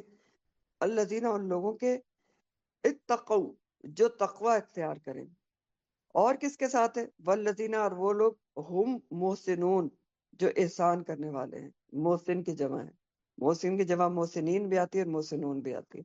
بہت ہی پیاری بات ہے کہ اللہ ان کے ساتھ ہے. اللہ کی معیت ان لوگوں کے ساتھ ہے. دو چیزیں جو کرتے ہیں، تقوی اختیار کرتے ہیں، اللہ سے ڈرتے ہیں، سب کچھ چھوڑ کے اس کے راستے پر چلتے ہیں، اس کے لیے صبر و درگزر کرتے ہیں. ہم؟ یعنی اللہ کا ڈر ان کے دل میں ایسا ہوتا ہے جو گناہ اور ان کے درمیان حائل ہو جاتا ہے. جو اللہ کی رضا کے کام کرتے ہیں اور اللہ کی ناراضگی کے ڈر سے اس کی نافرمانی کے کام چھوڑ دیتے ہیں. ٹھیک، سب، ہر چیز اس کے لیے کرتے ہیں، ہر چیز چھوڑ دیتے ہیں، صبر کر لیتے ہیں، لوگوں کو معاف کر دیتے ہیں. اور کن لوگوں کے ساتھ ہے اللہ تعالیٰ؟ جو احسان کی روش رکھتے ہیں. احسان، محسن ہوتے ہیں. اور احسان آپ کئی دفعہ پڑھ چکے ہیں. احسان معاملات میں بھی ہوتا ہے اور احسان عبادات میں بھی ہوتا ہے. اور محسن کا لفظ نیکیوں کے لیے، جو بہت زیادہ نیکی کرنے والا ہوتا ہے، اس کے لیے بھی آتا ہے. تو محسنون کے ساتھ بھی اللہ ہوتا ہے، جو لوگوں کو اپنے حق سے بڑھ کے دیتے ہیں اور خود حق سے کم پر راضی رہتے ہیں. جو نیکیاں اس طرح کرتے ہیں کہ جیسے اللہ ان کو دیکھ رہا ہے، یا وہ اللہ کو دیکھ رہے ہیں، یا کم از کم اللہ تو ان کو دیکھ رہا ہے. جو نیکیاں بڑھ بڑھ کر کرتے ہیں، تو جو برے رویے کے جواب میں بھی اچھا رویہ کرنے والے ہیں، تو اللہ ان کے ساتھ ہوتا ہے. تو بہت پوائنٹ ٹو بی نوٹڈ ہے کہ اللہ کی مدد دو قسم کے لوگوں کے ساتھ ہوتی ہے، جو متقی ہیں اور جو محسن ہیں. تو کرنے کے کام تو پھر یہی دو ہوئے نا. ہم؟ کرنے کے کام یہی دو ہیں ہمارے لیے. کیا دو ہیں؟ کہ اپنے اندر اللہ کا تقوی پیدا کریں. ہاں، اور تقوی کتنا پیدا کرنا چاہیے؟ من استطاعتم، جتنی استطاعت ہے اتنا تک. پہلے قرآن میں آیا تھا کہ اللہ کا تقوی اتنا اختیار کرو جتنا اس کا حق ہے. حق کا تقات ہی، تو حق تو ہم ادا ہی نہیں کر سکتے. پھر اللہ تعالیٰ نے آگے جا کے فرمایا اچھا ٹھیک ہے، اللہ کا تقوی اتنا اختیار کرو جتنی مقدور بھر، جتنی اٹموسٹ ایفرٹس کے ساتھ تم اس کا تقوی اختیار کر سکتے ہو. من استطاعتم، تو تقوی پیدا کرنا اور احسان کی روش اپنانے کی کوشش کرنا. اگر جس کو اللہ کا ساتھ چاہیے ہے تو اس نے یہ دو کام کرنے ہی ہیں. اور یہ دونوں چیزیں صبر کے بغیر پیدا ہو نہیں سکتے. خلاصہ سورہ نحل کا بہت ہی مختصر اور جامع یہ ہے کہ اللہ کی بے شمار اور انگنت نعمتیں ہیں، ان کا احساس کرنا. آپ نے دیکھا کہ سورہ نحل میں ایسی ایسی نعمتوں کا ذکر ہوا ہے جن کی طرف ہمارا دھیان جاتا بھی نہیں ہے. جیسے دودھ کے بارے میں بتایا گیا کہ دیکھیں وہ ایک ہی جانور ہوتا ہے، اس کے پیٹ میں گوبر بھی بنتا ہے، خون بھی ہوتا ہے، اس کے درمیان سے اتنی پاکیزہ خوشبودار خوش ذائقہ دودھ نکلتا ہے. ٹھیک ہے، اور بھی بہت بے شمار نعمتوں کا ذکر ہوا کہ آپ مویشیوں کے بالوں سے بھی بہت چیزیں بناتے ہیں وغیرہ وغیرہ. تو ایسی بہت سی نعمتوں کا ذکر ہوا جن کا ہم ایکنالج نہیں کرتے. تو سکھایا گیا کہ اللہ تعالیٰ کی انگنت نعمتوں کا احساس کرنا چاہیے. سب سے پہلے ایکنالجمنٹ، پھر ان کی شکر گزاری کرنا. اور شکر گزاری نعمتوں کا کرنے کا بہترین طریقہ کیا ہے؟ کہ نعمتوں کا کچھ نہ کچھ حصہ اللہ کی راہ میں لگایا جائے اور تمام نعمتوں کو اس کے حکم کے مطابق برتا جائے، خرچ کیا جائے. ہاں؟ اور اللہ تعالیٰ کی سب سے بڑی اور عظیم نعمت کیا ہے؟ ابھی تو آپ کو بتایا، نعمت ہدایت، نعمت قرآن، نعمت اسلام. جس کی شکر گزاری کیا ہے؟ جو اللہ تعالیٰ نے بتایا ادعو الی سبیل ربک کا کام کیا جائے، کہ اللہ کے راستے کی طرف بلایا جائے. یہ ہے نعمت ہدایت، نعمت قرآن کی شکر گزاری. اور یہ کام بھی صبر کے ساتھ جم کر کرنے کا ہے. تو جس نے بھی یہ کام کر لیا کہ خود پہلے اس نے قرآن کو سمجھ لیا، نعمت اسلام کو نعمت سمجھ لیا، اسلام میں پورا کا پورا داخل ہو گیا، پھر صبر کے ساتھ جم کر نعمت اسلام، نعمت ہدایت، نعمت قرآن کی شکر گزاری کر لی، تو سمجھ لیں وہ متقی بھی ہو گیا اور محسن بھی ہو گیا نا. اور اللہ کی معیت اس کے ساتھ ہو جائے گی انشاءاللہ تعالی. تو الحمدللہ آپ کی سورہ النحل کا اختتام ہوا، اور اللہ کے فضل و کرم سے آج ہم 15واں سپارہ شروع کریں گے. اور 15ویں سپارے کی پہلی سورہ ہے سورہ بنی اسرائیل، اس کو شروع کریں گے. تو 15واں سپارہ کھول لیں جی. اور 15ویں سپارے کا نام کیا ہے؟ سبحان الذی. سپاروں کے نام ضرور یاد رکھا کریں. ابھی تک آپ 15واں سپارہ پڑھ رہے ہیں تو پہلے سے 15 تک تو لازمی یاد ہونا چاہیے، اور بلکہ سارے ہی سپاروں کے نام. قرآن والوں کو کم از کم سپاروں اور سورتوں کے نام، کون سی سورت کس پارے میں، یہ سب آنا ہی چاہیے. تو سورہ بنی اسرائیل، اس کا تعارف پہلے پڑھوں گی میں. بنی اسرائیل بھی مکی سورہ ہے، اور ہجرت سے 1 سال پہلے تقریباً 12 نبوی میں اتری ہے، اور اس کا دوسرا نام سورہ الاسراء بھی ہے. الاسراء. بنی اسرائیل کیوں اس کا نام ہے؟ کیونکہ اس میں بنی اسرائیل کا بہت زیادہ تذکرہ ہے. اور اسراء کیوں نام ہے؟ اسراء کا واقعہ، جو معراج اور اسراء کا واقعہ ہے، اس سے سورہ کا آغاز ہے. پہلی آیت واقعہ معراج اور اسراء کے بارے میں ہے، تو اس کو دونوں نام سے پکارا جاتا ہے، سورہ بنی اسرائیل اور سورہ الاسراء. الف سین رام رے الف اور حمزہ اسراء. پچھلی سورہ النحل میں ہجرت مدینہ کی پیشین گوئی اور فضیلت تھی، آیات نمبر 41 اور 110 میں. یہاں سورہ بنی اسرائیل میں باقاعدہ ہجرت کی دعا سکھائی گئی ہے، جو آپ پڑھیں گے اس کی آیات 80 اور 81 میں. اور سورہ بنی اسرائیل میں ہجرت مدینہ کے بعد اسلامی حکومت کے قیام کی بشارت بھی ہے، اور اسلامی حکومت کے قیام کے بنیادی اصول بھی بتائے گئے ہیں. اس صورت کی ابتدا سرور کائنات محمد صلی اللہ علیہ وسلم کے ذکر سے ہوتی ہے، جو ایمان، تقوی، احسان اور بندگی کا اعلیٰ ترین نمونہ تھے. سورہ نحل کا اختتام کن خصوصیات پر ہوا کہ اللہ تعالیٰ کن کے ساتھ ہیں؟ جو متقی ہیں اور جو محسنون ہیں. تو نبی کریم صلی اللہ علیہ وسلم سے بڑھ کے کوئی متقی اور محسنون تو پیدا ہی نہیں ہوا، جو اعلیٰ ترین نمونہ تھے. اور پھر ان پر اللہ تعالیٰ کے خصوصی انعام کا ذکر ہے، یعنی واقعہ معراج اور اسراء کے تذکرے سے یہ سورہ شروع ہوتی ہے. اس کی فضیلت میں حضرت عائشہ رضی اللہ تعالیٰ عنہ سے مروی روایت ہے، جو جامع ترمذی کی ہے، کہ نبی کریم صلی اللہ علیہ وسلم ہر رات سورہ بنی اسرائیل اور سورہ الزمر پڑھ کر سویا کرتے تھے. جامع ترمذی کی حدیث ہے یہ. ہر رات سورہ بنی اسرائیل اور سورہ الزمر پڑھ کے سویا کرتے تھے. ایک اور حدیث ہے صحیح بخاری کی، کہ سیدنا ابن مسعود رضی اللہ تعالیٰ عنہ سے مروی ہے کہ آپ صلی اللہ علیہ وسلم نے سورہ بنی اسرائیل، سورہ الکہف اور سورہ مریم کے، سورہ بنی اسرائیل، سورہ کاف اور سورہ مریم کے متعلق فرمایا، یہ پہلی قدیم صورتوں میں سے ہیں اور یہ میرے قدیم مال میں سے ہیں. یہ بخاری کی حدیث ہے. سورہ کی ابتدا واقع معراج اور اسراء سے ہوتی ہے. اصل میں اسراء کس کو کہتے ہیں؟ مسجد حرام سے مسجد اقصی تک کا جو زمینی سفر تھا.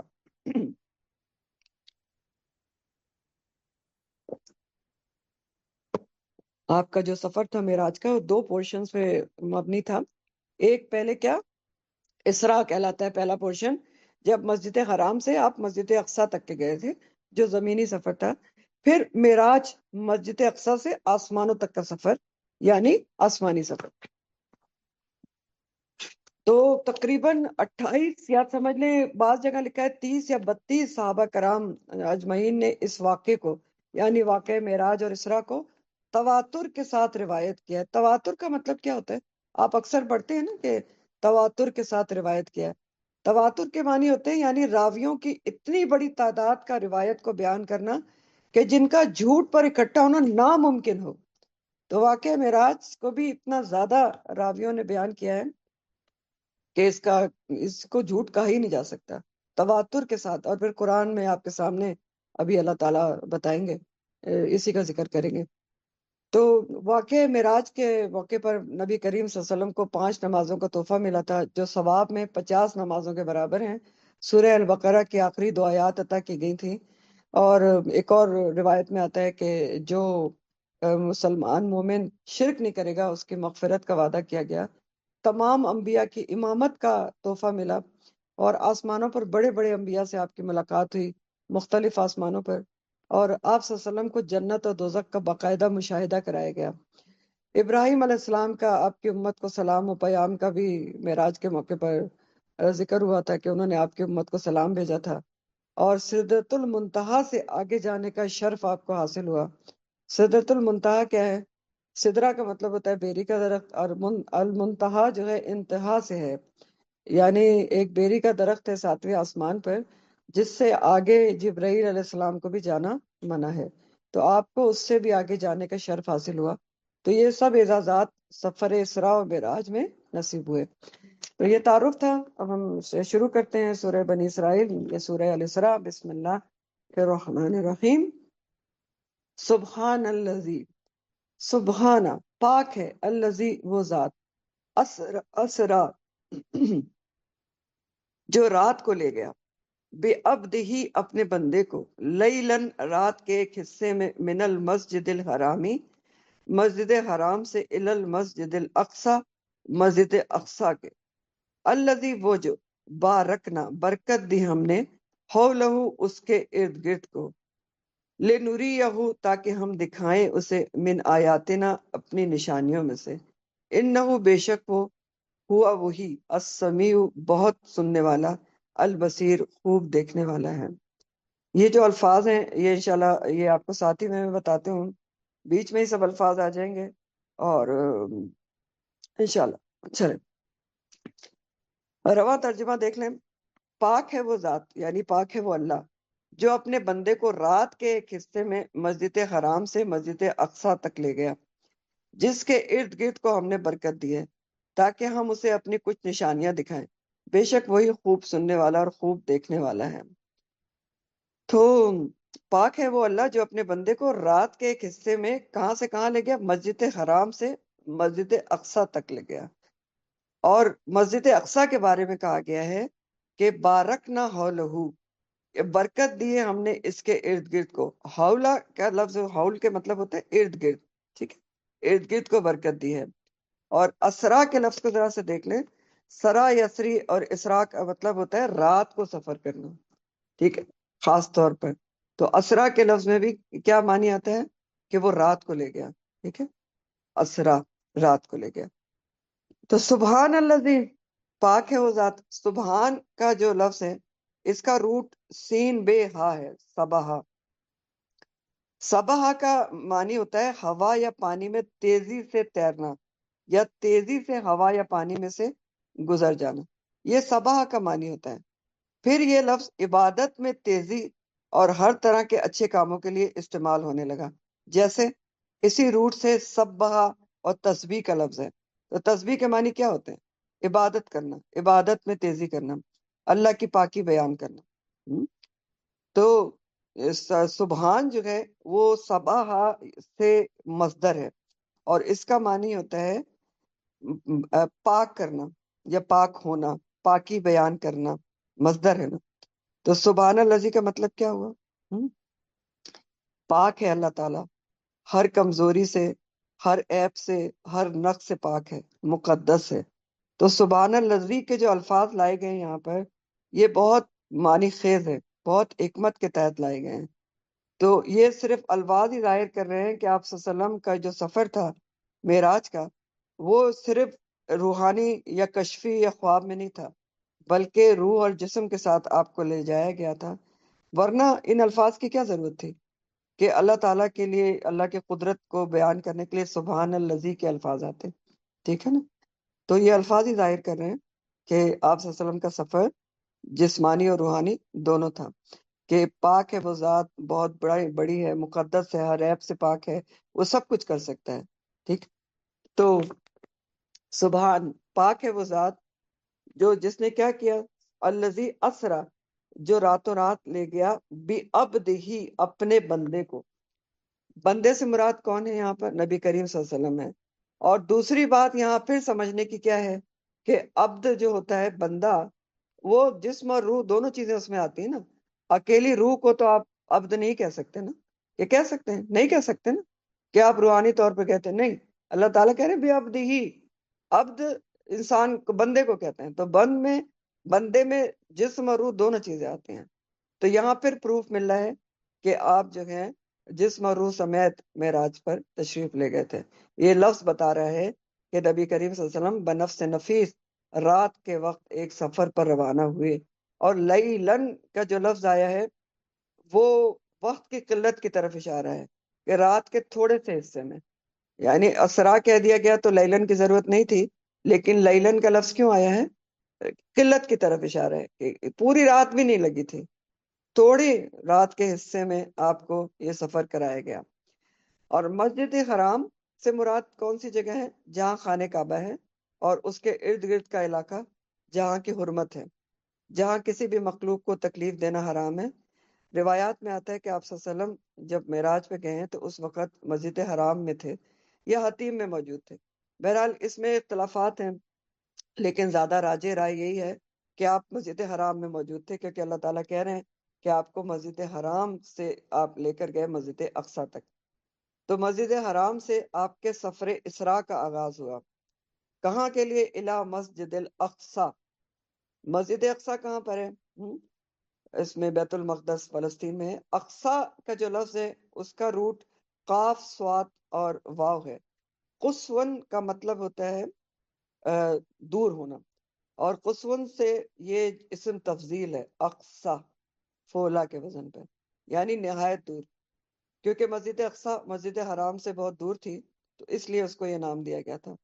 تو اس دور میں مسجد حرام سے اونٹوں پر اگر آپ مسجد اقصی تک جاتے تو ایک طرف ایک راستے کے لیے 40 دن لگتے تھے، اور آنا جانا 80 دن میں مکمل ہوتا تھا۔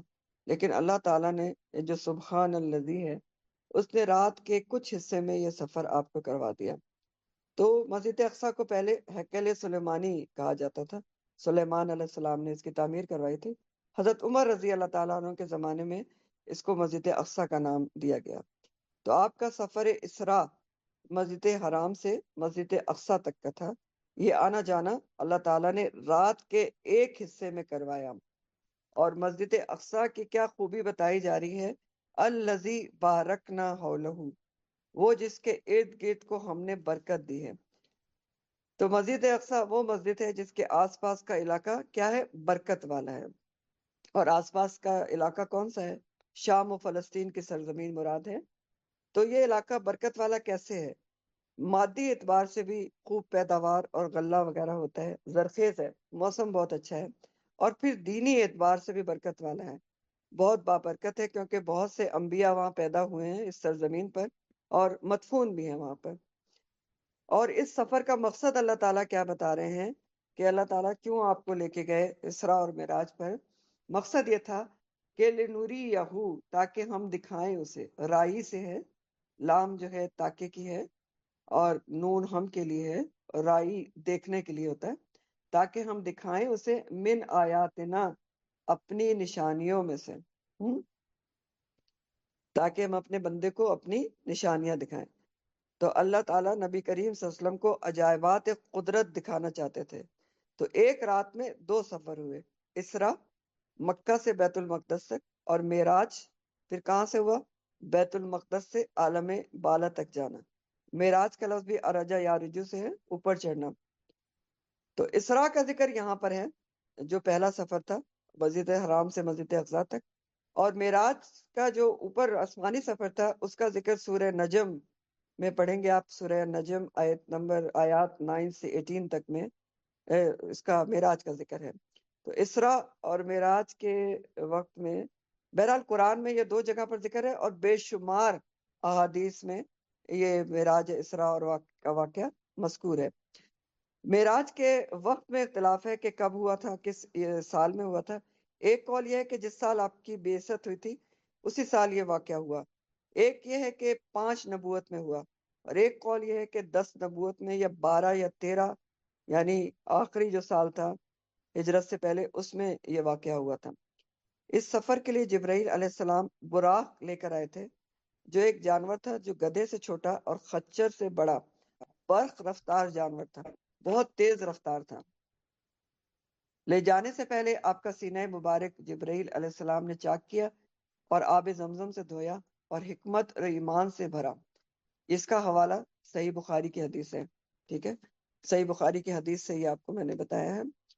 براق پر سوار ہو کر جبرائیل کے ساتھ، آپ جبرائیل علیہ السلام کے ساتھ مسجد اقصی تشریف لائے۔ وہاں براق کو اسی جگہ باندھا گیا جہاں انبیاء اپنی سواری باندھتے تھے۔ پھر آپ اندر تشریف لے گئے اور تمام انبیاء کو 2 رکعت نماز میں امامت فرمائی۔ اب آپ کہیں گے کہ تمام انبیاء کہاں سے آ گئے؟ تو تمام انبیاء کی ارواح کو حاضر کیا گیا تھا، ٹھیک ہے، اور اس میں آپ نبی کریم صلی اللہ علیہ وسلم نے ان کی امامت فرمائی تھی، اور اس کی مقصد کیا تھا کہ تمام انبیاء پر آپ کی فضیلت ثابت کرنا تھا، اور تمام انبیاء سے آپ کی ملاقات بھی تھی جو بعد میں بھی کرائی گئی۔ اب یہ کون سی نماز تھی؟ 2 رکعت نماز جو پڑھائی گئی، تو کچھ مفسرین نے کہا کہ یہ تحیت المسجد تھی جو پڑھائی گئی، اور نفل نماز باجماعت نہیں ہوتی، تو مفسرین نے اس کا توجیہ یہ دی ہے کہ یہ خاص صلاۃ المعراج تھی، اور اس کی کیفیت عام نمازوں سے مختلف تھی۔ تو آپ نبی کریم صلی اللہ علیہ وسلم نے 2 رکعت نماز تمام انبیاء کو پڑھائی۔ اسی موقع پر آپ کو 3 چیزیں جبرائیل علیہ السلام نے پیش کی: دودھ، شہد اور شراب۔ آپ نے دودھ پسند کیا، جس پر جبرائیل علیہ السلام نے فرمایا کہ آپ نے فطرت کو پسند کیا ہے، اور آپ کی امت جو ہے وہ ہدایت پر ہوگی۔ آسمانوں میں جنت اور دوزخ کا آپ کو مشاہدہ کرایا گیا، اور بہت ساری آپ کو لوگوں کی سزائیں بھی دکھائی گئی تھیں، اور سدرۃ المنتہا سے بھی آگے جانے کا آپ کو شرف ملا، اور پھر اللہ تعالیٰ نے آپ سے بلا واسطہ کلام کیا، ڈائریکٹ کلام کیا تھا حجاب کے پیچھے سے، اور 5 نمازوں کا تحفہ دیا جن کا اجر 50 نمازوں کے برابر ہے، اور بھی کچھ تحفے ملے تھے جو میں نے آپ کو پیچھے بتائے۔ اس سے پہلے، معراج سے پہلے، نماز 2 رکعت صرف صبح اور 2 رکعت شام تھی، اور اس کی پوری کیفیت بھی اس نماز کی نہیں تھی جو بعد میں فرض ہوئی۔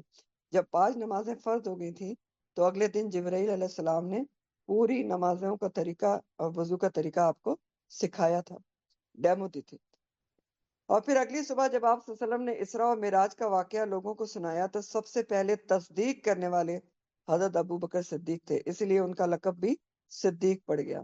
لیکن مشرکین نے مذاق اڑایا کہ 40 دن کا سفر رات کے کچھ حصے میں کیسے ہو سکتا ہے، حالانکہ اسی لیے بات سبحان الذی سے شروع ہوئی کہ اس کے لیے کچھ بھی مشکل نہیں۔